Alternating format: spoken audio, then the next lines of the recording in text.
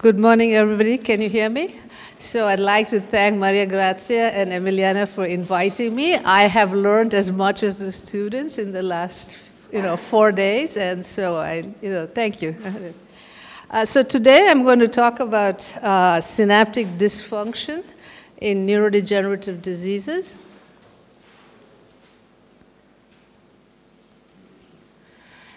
And as a way of is there a clicker?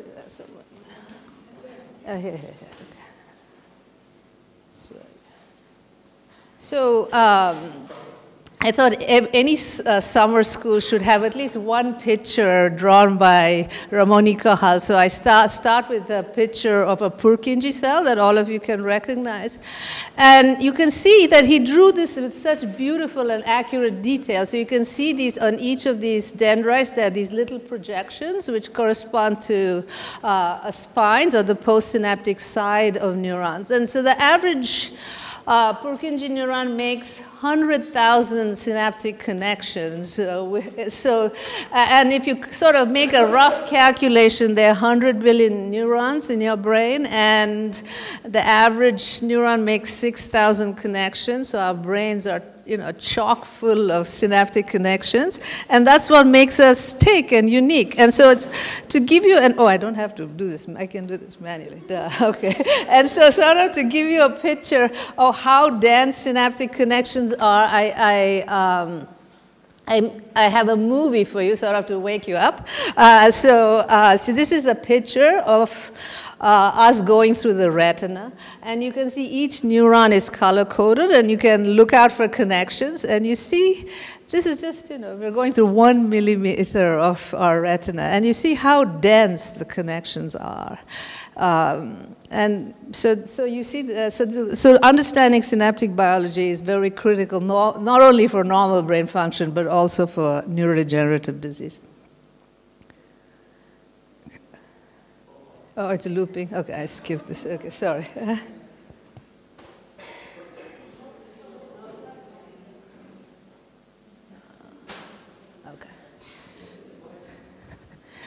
So I've sort of roughly outlined the talk, so I'll go through basic and overview of synaptic transmission, and for those of you who are electrophysiologists, I already apologize, you can sleep for a little longer.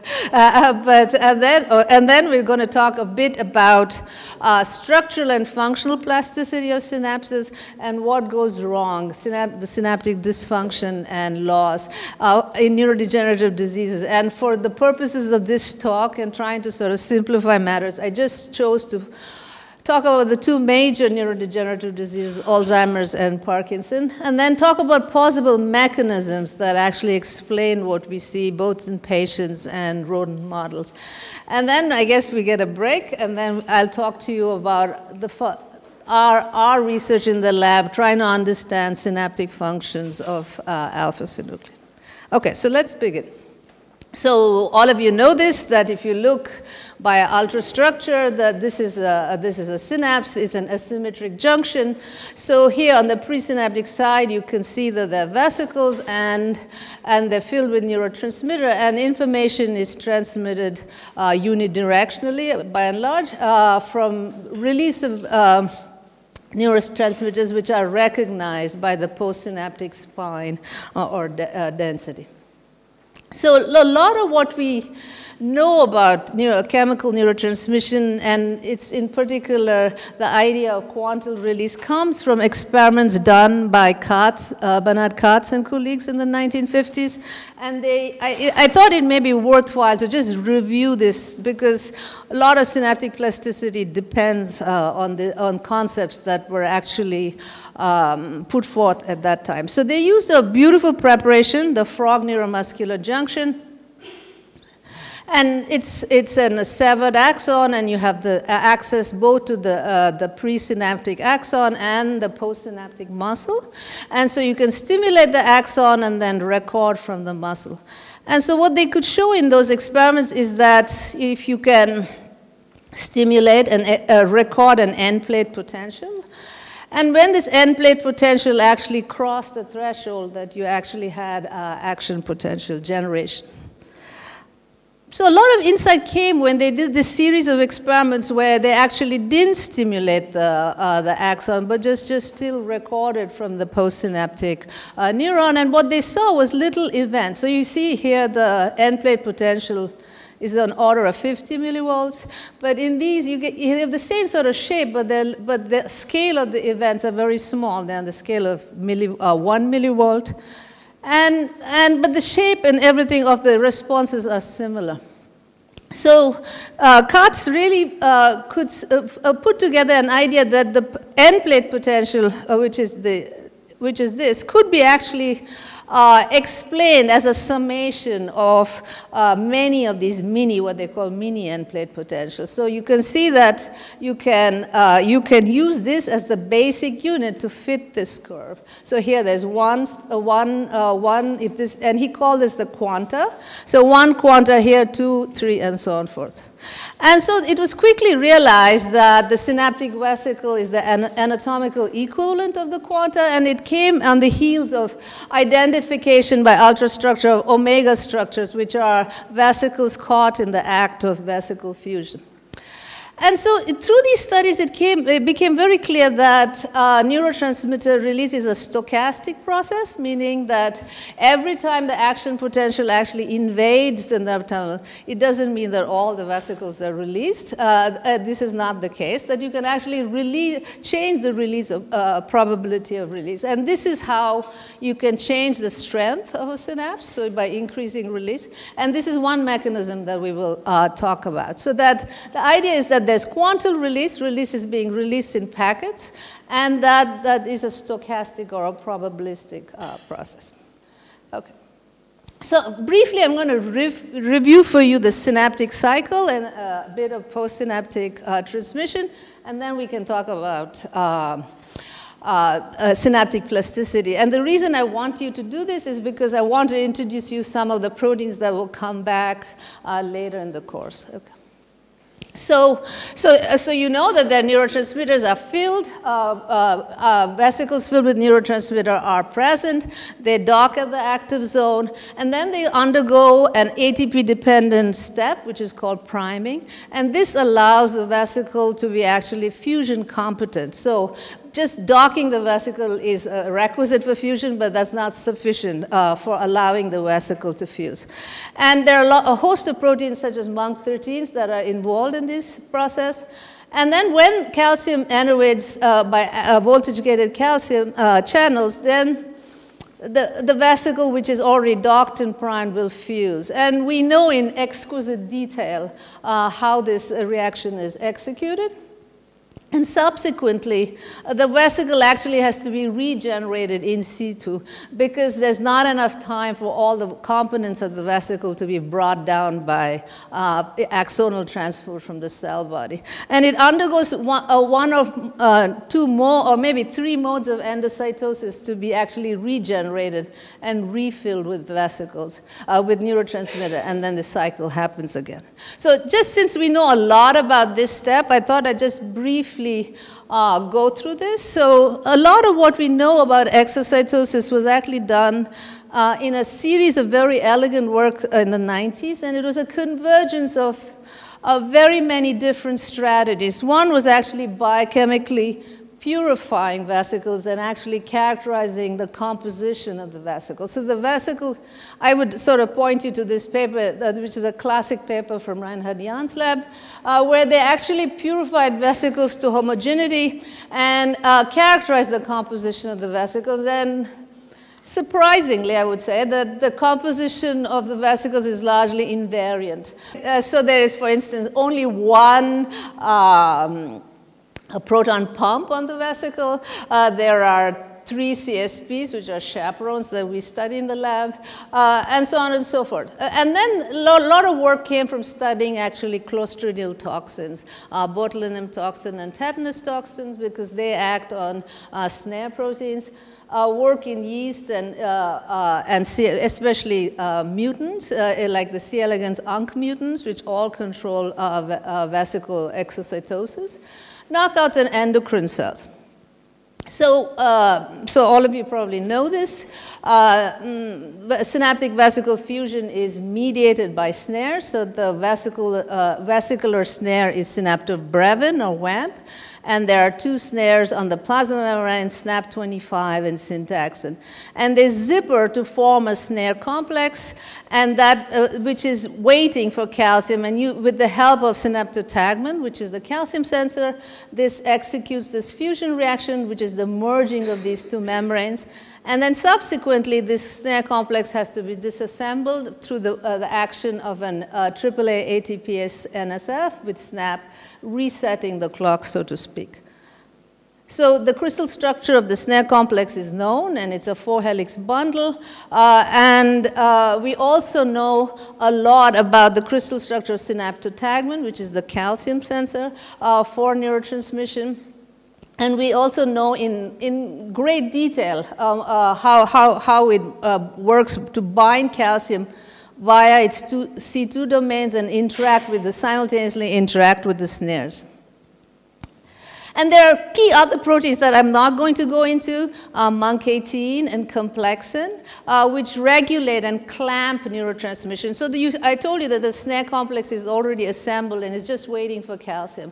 And so you wonder why, how come this doesn't occur all the time? So so there are a set of proteins such as MUNC18 and clamp, which actually are essential for transmission, but actually also clamp the protein from preventing just non-specific transmission and coupling it to calcium.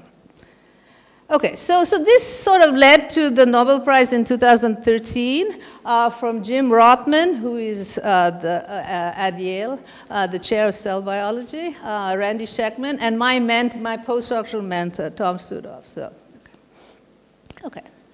So a little bit about endocytosis. So once the fusion has occurred, you have to actually regenerate the vesicle. And I told you that the composition of the vesicle is largely invariant. So you actually have to re-corral, if you will, all the proteins in the right stoichiometry back. And so this is executed in one of three ways. So either you undergo traditional Clathrin-mediated endocytosis, which was originally called a Huysen-Rees method, or you sort of refill the vesicle in situ, what is called kiss and run. And under conditions of large stimulation, you actually go through this bulk retrieval where you actually envelope large amounts of membrane, and then you go through an endosomal intermediate, and then you butt off from the endosome to regenerate the vesicle. So as you can imagine, this is the slowest, and this would be the fastest. And so, but by and large, endocytosis is the rate-limiting step in the vesicle cycle. So exocytosis occurs on the scale of milliseconds, but endocytosis is occurring on the scale of seconds to a minute, you know. So, okay. So though we know functionally we can measure that there are three modes of endocytosis, we don't know any protein players that regulate kiss and run. So we don't have, if you knock out a gene, you don't know if something kiss and run disappears. We also have very little insight into bulk endocytosis, though now there is some data that especially from Eric Jorgensen's lab, that there are players that regulate this, and this is a dynamin-dependent process. So for the purposes of this talk, we're just going to talk about classical Clathrin-mediated endocytosis. So because these micrographs are so beautiful and so classic, like that these are from Huysen, so I show you pictures of this. This is Clathrin taken on the membrane in various stages of invagination. And you can see that it forms this beautiful structure that looks like a football for Italians. So, okay. And this is very similar. The endocytosis in the synaptic vesicle is very similar to what happens in all cells. Their only difference is there are neuronal adapters that are specific for the synaptic vesicle. So I just briefly run through this. So in the beginning, you have to resort all the cargo, which in this case are synaptic vesicle proteins, through the assembly of adapters, AP2 and Clathrin. But in the nervous system, there are specialized adapters such as AP180 and PCAM, which are actually is a risk gene for Alzheimer's disease. And then you generate both coat assembly and curvature, and this involves a lot of bar domain proteins such as amphiphysin, and you form a coated pit. But this, you can see, is still tethered to the membrane, and you cleave this with the help of the GTPase dynamin. And you get, in essence, a vesicle that is coated with the Clathrin cage. And you have to uncoat this Clathrin cage, and this is done both by the hydrolysis of the lipid PIP2 by synaptogenin, oxalin, which is an HSP40 or a co-chaperone, and the chaperone HSC70. So recently, in the last 2 years, both loss of function mutations in synaptogenin and in oxalin have been shown to cause Parkinson. So they are actually Mendelianly inherited. Mutations in these genes cause Mendelianly inherited forms of Parkinson. Okay, so I also want to just show you that at a structural level, and we have atomic structure resolution for most of these proteins, and I didn't put this up, but 2 years ago, the dynamin structure also was solved. So we have great molecular detail about these proteins, both just by identifying the proteins, but also on how they actually function. So coming back to the postsynaptic side, once the neurotransmitter is released, you know that it's detected by receptors, and I don't have to really behoove this point. There are two classes of receptors, inotropic receptors and metabotropic receptors.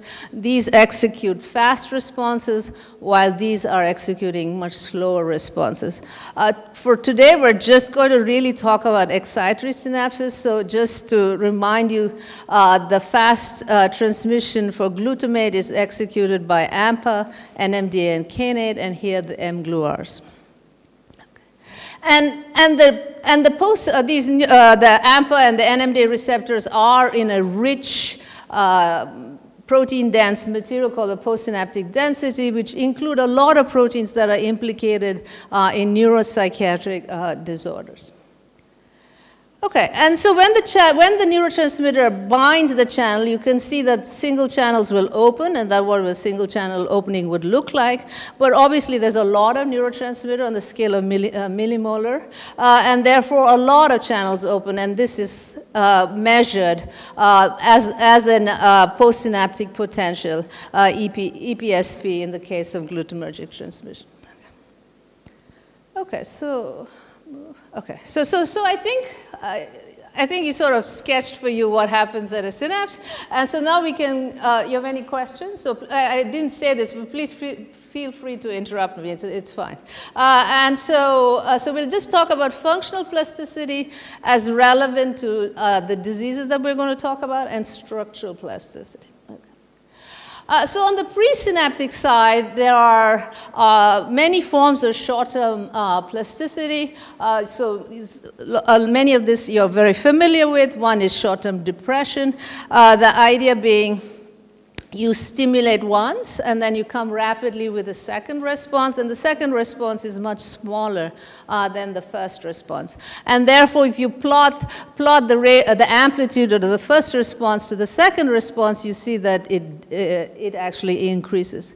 The exact opposite happens with facilitation, meaning that you have a first response which is small, and then you come back with not a lot of time. The time actually is very small between these pulses. And then you can see that the second response is actually larger, and this is called facilitation. And there are much longer term short depression and facilitation called why am I blanking? Tetanic potentiation,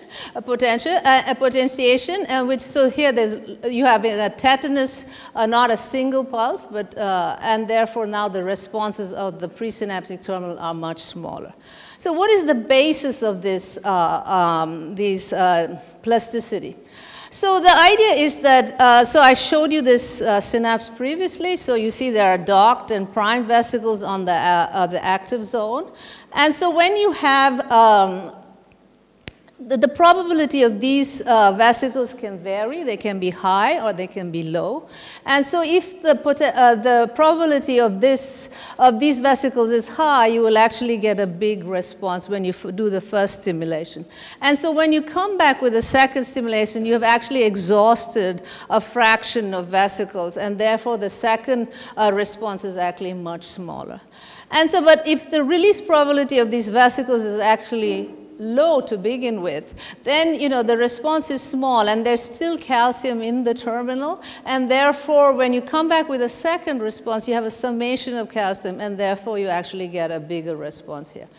And in these kind of very short-term plasticity, you don't really have recruitment of this, what is called a reserve pool vesicles. Vesicles, though I have drawn it sort of allude to as anatomically far, are actually could be intermingled. Okay, on the postsynaptic side, there are very standard modes of postsynaptic plasticity. The best studied are obviously LTP and LTD, and many of you are working on this, so I don't have to really explain this to you.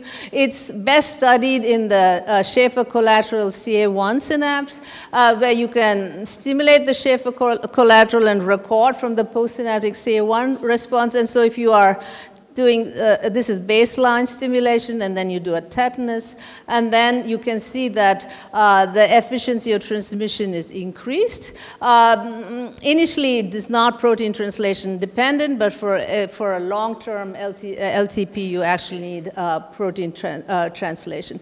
It's thought to be a model for learning and memory, and similarly, there's long-term depression, which you can get with the low-frequency stimulation. Okay, so in LTP there is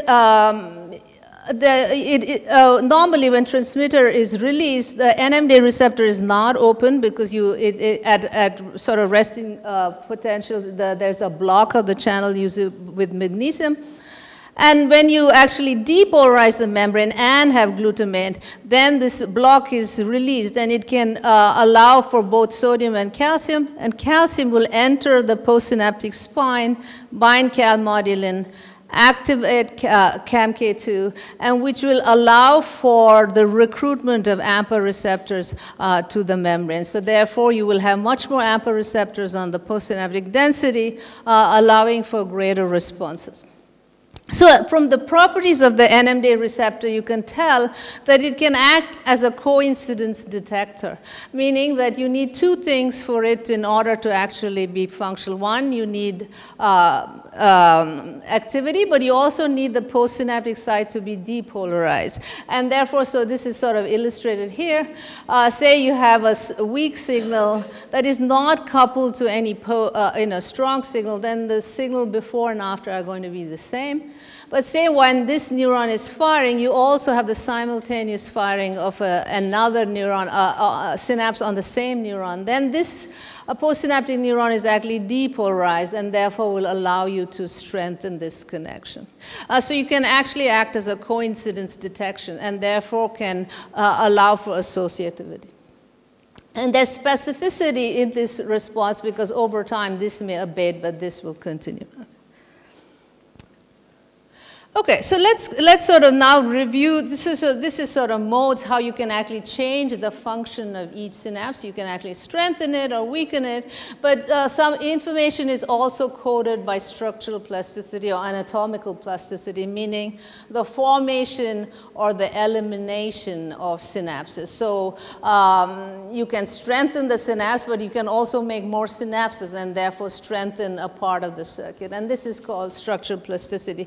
And this really, all of this work has come in, I would say, since 2005 or so, because you can do in vivo 2-photon imaging and show that there's activity-dependent structural changes in the brain.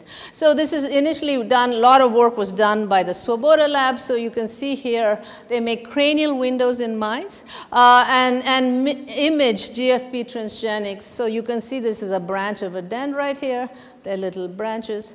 And you see that you can image the same section of dendrite over days. And so 28 days later, by and large, the structures were invariant, but you had like the formation of new spines and the retraction of new spines. So a lot of work has been done now to try and look whether LTP or other forms of learning are associated with structural plasticity. So there is very good evidence that when you have LTP, you get both spine growth as well as the formation of new spines, meaning that the spines actually become larger so they can accommodate many more receptors. This is the same true also for barrel cortex and also learning such as songbird learning. So I'll just go through one piece of data with you about how spine size and number increase with LTP. So they wanted to show that, the changes are actually very specific. So they actually uncaged locally to next to a spine. So you see here is a branch with a dendrite with 4 spines. And then they only activate this spine locally by photon caging. And then they monitor as a function of time. And this is sort of summary data. So you can see that the EPSC of that spine increases. Neighbors don't change. And this change functionally is correlated with the increase in the size of the head volume, the change in the neck length, and also the width of the neck. So you sort of, a summary picture is shown here. So initially it looked like that, and then it became more bulbous and actually wider. This is also true in like barrel cortex and sensory experience. So if you cut away the whiskers, then there is the barrel cortex has sensory deprived, and they can show that in the Swoboda lab that actually this is correlated with decreased turnover of spines in the deprived barrels. Okay, so in essence, from all these experiments, obviously there's structural plasticity, but it's not like everything is plastic, because otherwise you wouldn't remember any of your memories from childhood. So I think there's a consensus in the field that the majority, I would say 70% of connections are actually stable, maybe throughout, at least in rodent, throughout the lifetime of the rodent. But there is structural plasticity over a baseline, and that's maybe 30% over stable baseline. But this is obviously very different in neurodegenerative disease, and that's what we're going to talk about next. Okay, so there are two. When it comes to Alzheimer's and Parkinson, there are actually 2 major sort of longitudinal studies that are ongoing. One is called ADNI, which is Alzheimer's Disease Neuroimaging Initiative. So they are taking patients prodromally, and as well as patients who are already exhibiting symptoms, and following them longitudinally. They're taking CSF measurements, they're doing PET imaging, and they're doing clinical psych evaluation on these patients. This is a huge endeavor. And then sort of based on this model, we have in Parkinson the Parkinson Progression Marker Initiative, which is largely funded by the Michael J. Fox Foundation. And the same thing, they are trying to sort of track patients to see the development of phenotypes and what they can study in terms of biomarkers. Okay, so this is one of those papers that came out of the ADNI trial, and you must have seen figures like this in John Hardy's talk, right? And so these studies actually gave rise to the idea that the disease and the ensuing pathology of Alzheimer's actually starts maybe 15, 20 years before the onset of clinical phenotypes. And so if you monitor different biomarkers, for instance, A-beta through PIB imaging and CSF measurements. So the idea is that you measure greater PIB PET imaging in the brain, and as well as lowered CSF A-beta is a predictor of development of Alzheimer's. And so you can see the first event is clearly linked to A beta accumulation, and this sort of plateaus already before the patients have any clinical symptoms. And the next to follow is actually synaptic dysfunction, which is measured by FDG PET. So you can see that this follows a course which is similar to A beta, again occurs before the second event after A beta, followed by tau, and eventually loss of neurons, which is shown in the blue line. And then at this stage, when patients are losing neurons, you actually have cognitive deficits, and then eventually dementia. So if you compare the blue line to the orangish line, you see there's a huge window before which there's synaptic dysfunction and loss before there's actually frank neurodegeneration. And so this, to understand early synaptic events, that offers a couple of things. It actually offers a window for neuroprotective therapies that can actually change the course, because once you've lost neurons, it's a little hard to change things after that fact. Okay, so this is just using biomarkers, but this was already known to before the advent of biomarkers by very careful ultrastructural studies on postmortem brains. And before it was, they did synapse density and correlated to mini-mental status exam, which is a measure of cognitive ability in the patient before they died. And in certain regions of the brain, they directly correlated, meaning lower the mini-mental status exam, meaning more demented you are, the less synapse density, which kind of makes sense, because if the neurons are not talking to each other, then you're not likely to be functioning very well. And before the advent of PIB-B, it was actually thought that loss of synapse was one of the best correlates for cognitive decline in Alzheimer's disease.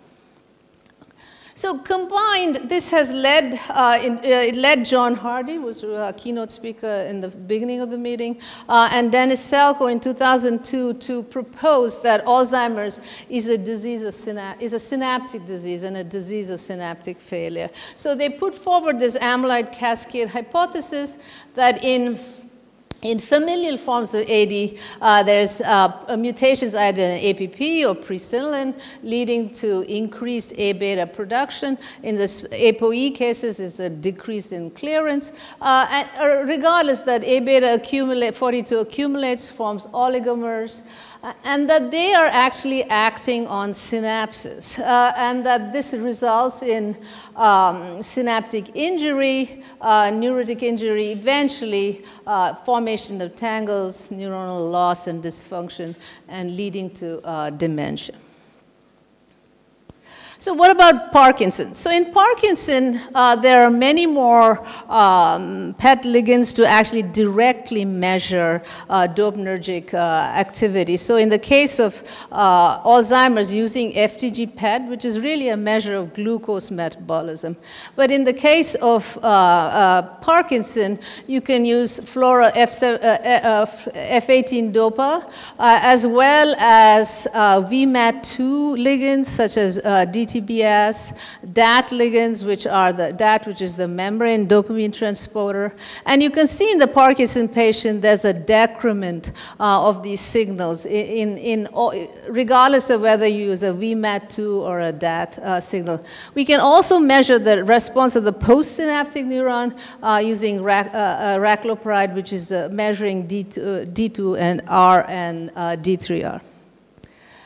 Okay, so what do these tell us? So what they tell us is that, again, like in Alzheimer's disease, there is a loss of both dopamine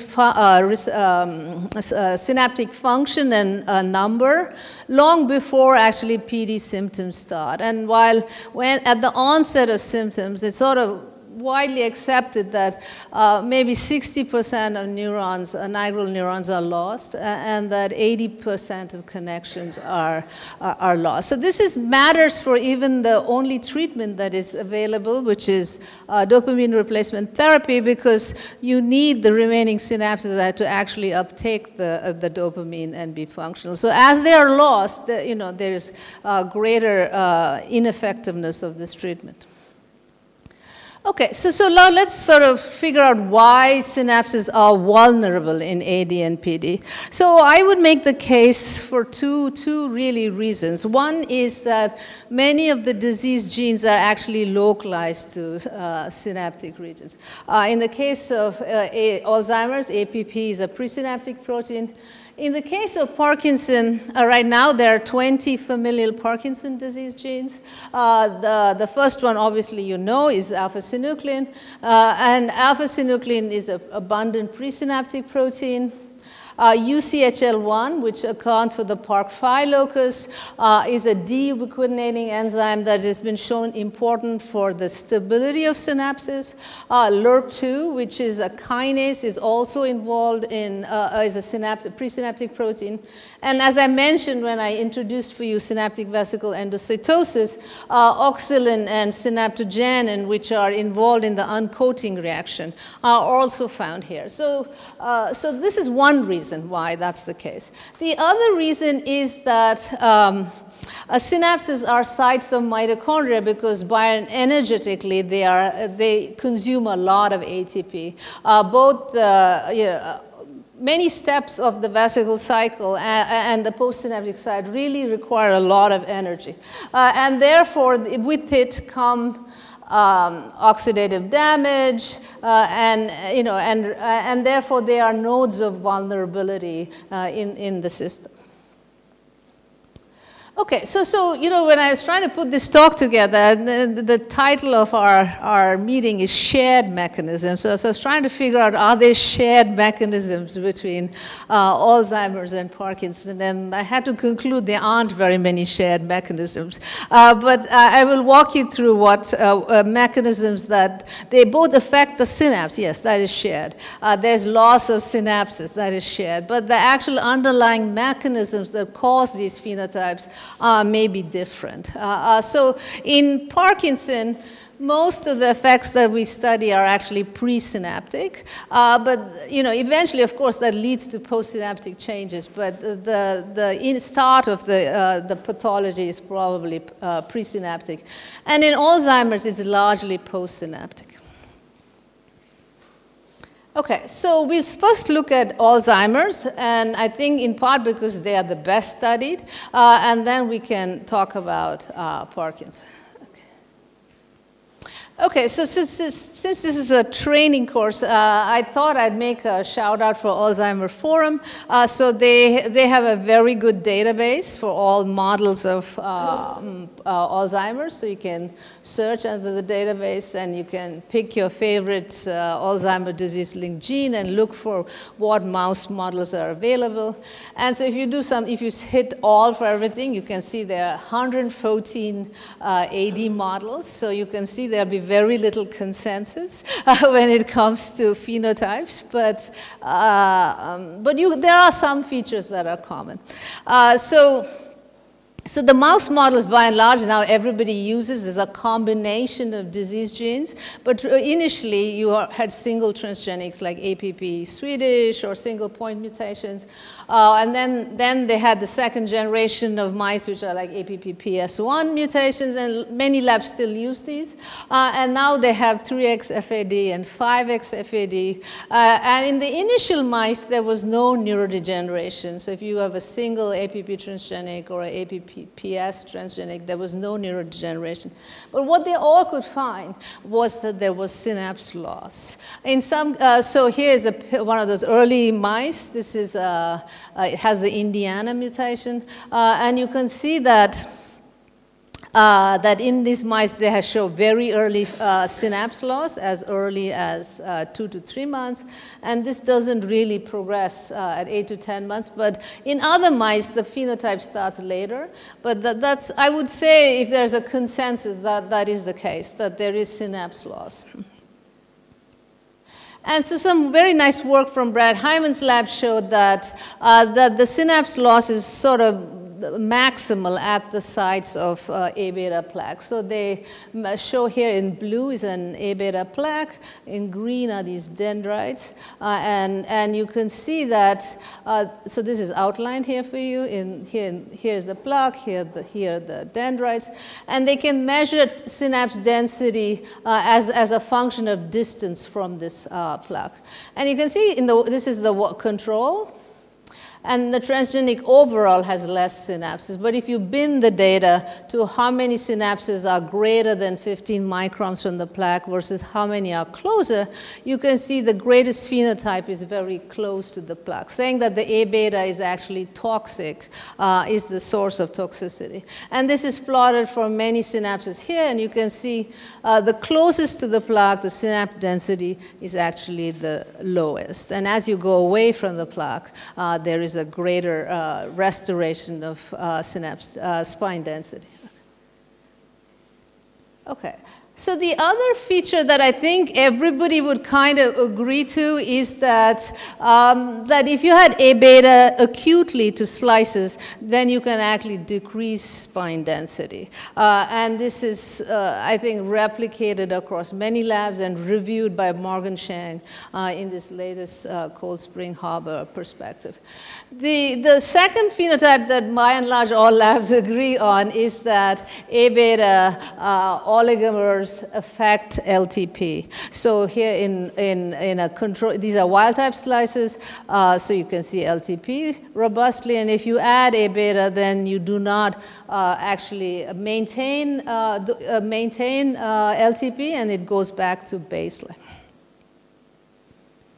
So the question is why? The question is why is if you add A beta, you can't actually maintain LTP. So there is data from many groups, but largely from Malino's group, and as to show that A beta actually results in the removal of AMPA receptors from spines, and this is shown here. If you have a control, you have this amount of GLUR2 at the spine, and that if you overexpress APP, which results in A beta, you have a decrease of GLUR2, but if you have an APP mutant that cannot form A beta, then it's okay.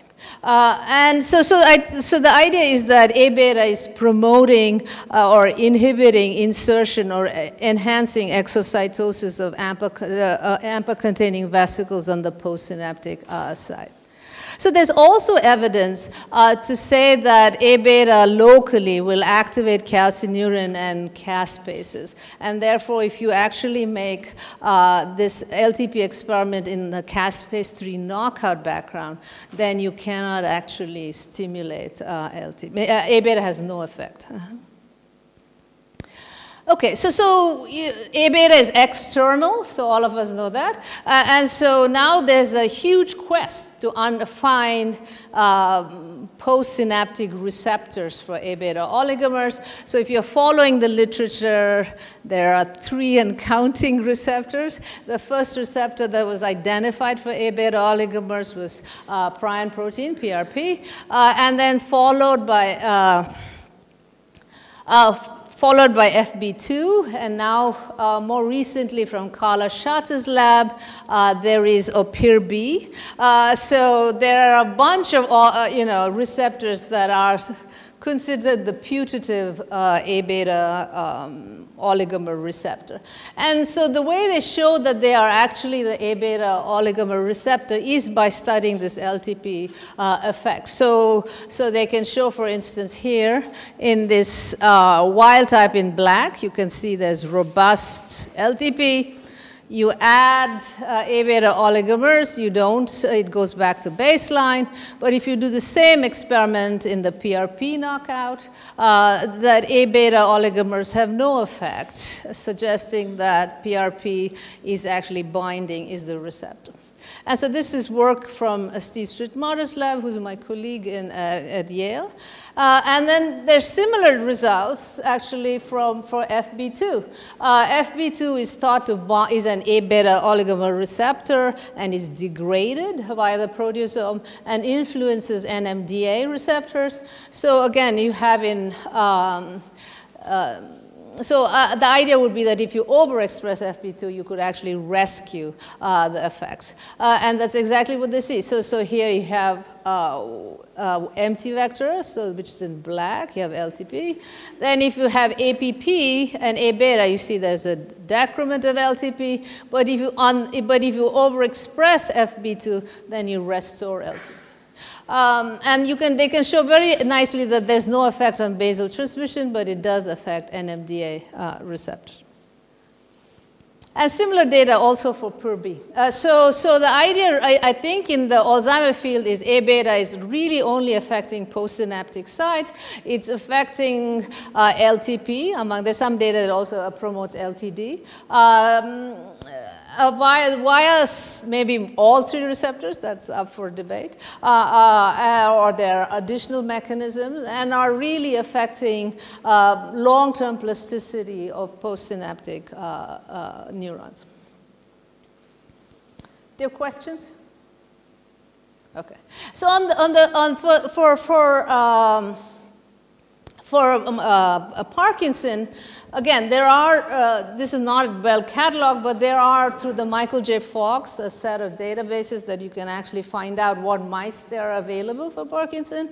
And so you can get synuclein knockouts, transgenics, LRRK2 knockouts, and so on and so forth. Okay. So what about in Parkinson? So we have alpha-synuclein transgenics, which are really effective models for the disease because those mice actually show neurodegeneration. And this is data from Maria Grazia's lab, where they can show that the mice actually have age-dependent decrease in dopamine and its metabolites, such as HVA and 5-HT. And this, I think, all the mice can reproduce. So by and large, all the mice have decreased dopamine levels. The other thing that all the mice can, by and large, show is that there's loss of synapses. So there's this is work from Maslia's lab, that as the synuclein transgenic has a decreased synapse density as measured by synaptophysin puncta, and most of them show some age-dependent loss of synapses. So the other thing to note is that you heard a lot about synaptic transmission, both from Ronald Milke and how that it actually follows this Braak staging that you see in humans. And so the other very interesting thing about the spread of the pathology is that it only goes through synaptic connections. So even adjacent regions that are actually anatomically very nearby, but are not synaptically connected, are not being, the pathology is not spreading. So there's something about the fact that the synapses, either the receptors of the fibrils are at the synapse, which is a very sort of parsimonious explanation, or because synuclein is, endogenous synuclein is found in the presynaptic terminal, that you're only templating via synaptic connections. The other puzzling thing is it's bidirectional. So you can, at least in vitro, right? In vitro, you can put the synapses with the dendrites and it'll go this way, or you can put it on the axon and the fibrils will go that way. And so that's something also to bear in mind, that in Parkinson, there's this additional thing that, which is also true for tau, right? That it's only going through synaptic connections. And so synapses are sort of loci of transmission. Okay. So in the various models of synuclein, I think overexpression of alpha-synuclein actually impairs neurotransmission. This is a consistent phenotype. So this, I show you this from our own work. So if you have wild type, which is in blue, and you overexpress, if you delete all the synucleins, you get actually enhanced neurotransmission. But if you express human alpha-synuclein on this null background, then you actually impair transmission. This is data from Wade Martin's lab. They made a back alpha-synuclein transgenic, and they measured dopamine release both in the caudate putamen and the nucleus accumbens. And you can see in green is the transgenic, and in red, I guess they use a knockout. And you can see that in 3 months, there's already decreased transmission, and this persists at 12 months and 18 months. So this is sort of consistent. Many labs labs, Stephanie Craig's lab, all can show that you overexpress alpha-synuclein, you actually impair basal transmission. Okay. So this is just another example to show that if you overexpress alpha-synuclein, which is analogous to PARC4 patients, right, and also to some measure sporadic patients, because sequence variants that are found in the SNPs tend to increase expression. So just increasing expression as like in patients that have duplication or triplication, it only increases protein expression 1.5-fold, actually, and that is sufficient to cause fully penetrant dominant disease. So there's a very strict linear correlation between synuclein expression and risk for PD. So in the sporadic patients, the REP1 promoter variants maybe increase expression by 1.2-fold, and that would increase that minuscule increase in expression is sufficient to increase your risk for disease. So in these transgenics that you can see that they clearly express a lot more, that there is, again, there is a decrease in basal transmission in these mice. The question is, why do you, when you overexpress alpha-synuclein, is there a decrease in basal transmission? And this is controversial, so I will say this up front, that it's controversial. But there's some very nice sort of accruing data that actually, while the pathology of alpha-synuclein is Lewy bodies, and Lewy bodies are found in the cytoplasm, that this doesn't even show, okay, that there are actually presynaptic aggregates of alpha-synuclein, and the way they show this is they add protein, like I told you, synuclein is super abundant protein. It's like 1% of all brain protein, so there's a lot of synuclein because there are a lot of synaptic connections. So, but if you can get rid of all monomeric synuclein, then you can actually see what is aggregated or formed tiny oligomers. And so you can see in the synaptic fractions here, you can't see the pictures, I'm sorry, but even after you do proteinase K digestion, you actually see a lot of synuclein throughout the neuropil. And so if you take soma versus terminals and look how much is proteinase K digested, you can see that there's a lot of resistant fraction at the terminals. And so this has also been shown in human patients. So again, if you control versus PD, and then if you get rid of all the background synuclein by digesting with proteinase K, you can see that these micro aggregates that are found in presynaptic terminal. And this, I think, may have a bearing on synaptic transmission. So there's some nice data. This is all in vitro, but to show that oligomers or microaggregates of alpha-synuclein actually impair the snare machinery.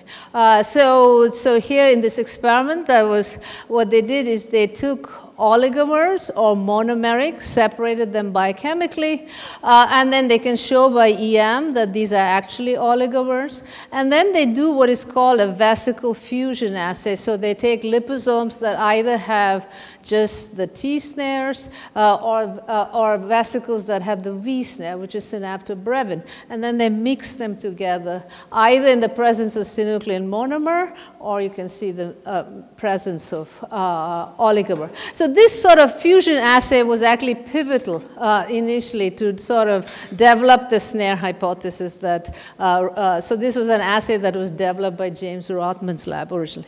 And then you incubate, and then you can look for lipid mixing, and since this is labeled with a green fluorophore, and this is labeled with a red fluorophore, you can look at fret between the two fluorophores, and then you can measure kinetics of things. And you can show in this, if you have no synuclein, you have a very good rate of fusion, but if you have oligomers, then the fusion is actually impaired. Okay. So the idea is that maybe the large oligomeric synuclein, which are probably present in presynaptic termini, could impair fusion. So there's some growing evidence that this may be actually the case. So this is consistent with data from Tom Sudoff's lab that alpha-synuclein can actually bind synaptobrevin, which is the vesicular snare necessary for snare complex assembly. Okay, and so this is again, we come back to this figure that Maria Gracia showed, that there is a large redistribution of snares, both SNAP25, I should have copied the labels, SNAP25 and syntaxin in transgenic mice that express, in this case, a truncated version of synuclein, amino acids 1 to 120. Okay, so I also told you that there are now 19 Parkinson disease genes. So what are the other genes that are also expressed in the presynaptic tunnel, and do they also impact presynaptic biology? And there's good data that LRRK2, which is after GBA, the most common form of familial Parkinson's disease, actually influences endocytosis. So in order to sort of explain these graphs, I just want to briefly explain the method to you. This is V-GLUT or synaptofluorin imaging. The way this works is that you have a pH-sensitive GFP that is inside, the GFP moiety is inside the vesicle.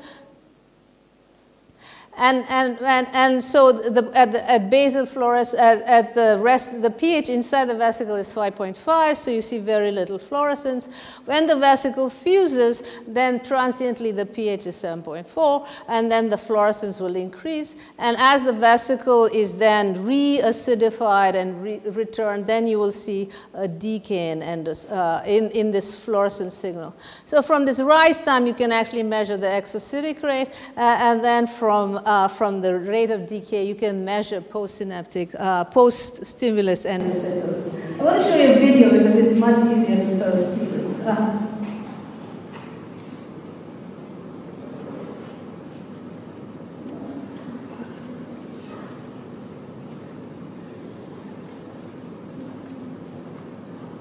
So you'll see that there are 3 stimulations.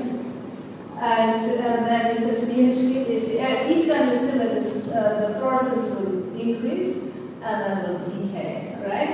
And so in each of these stimulations, the number of action potentials was increased, and therefore you see a bigger response. Okay, so coming back to this LRRK2. So I told you LRRK2 is a kinase. It also has a GTBS domain. That is, mutations in this cause dominant form of Parkinson.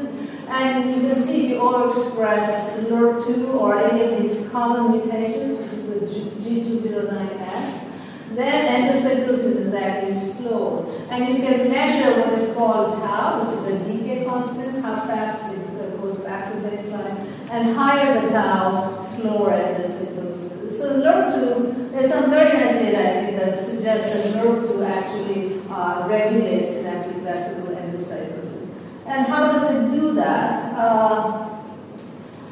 There's data both in fly and that endorphin, which is one of these bar domain proteins that actually are responsible for curving the membrane, actually genetically interact with endorphin, and therefore it's LRRK2 is thought to act at these early steps of endocytosis. The other gene that also looks like will act at this step is called Parkin. This Parkin is a ubiquitin E3 ligase. Loss of function mutations in Parkin cause juvenile Parkinsonism. And most of you know Parkin in the context of Pink and Parkin and clearance of mitochondria. But Parkin binds via its UBL domain to endophyllin, which has an SH3 domain, and the crystal structure of Parkin and ubiquitin has been solved. And so the idea is that Parkin, in addition to being recruited to mitochondria, are also recruited to sites of invagination during the endocytic cycle.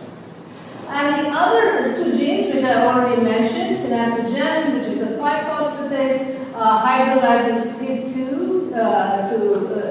to PI4P, then is responsible for uncoating reaction because the lipid is essential to bind the adapters.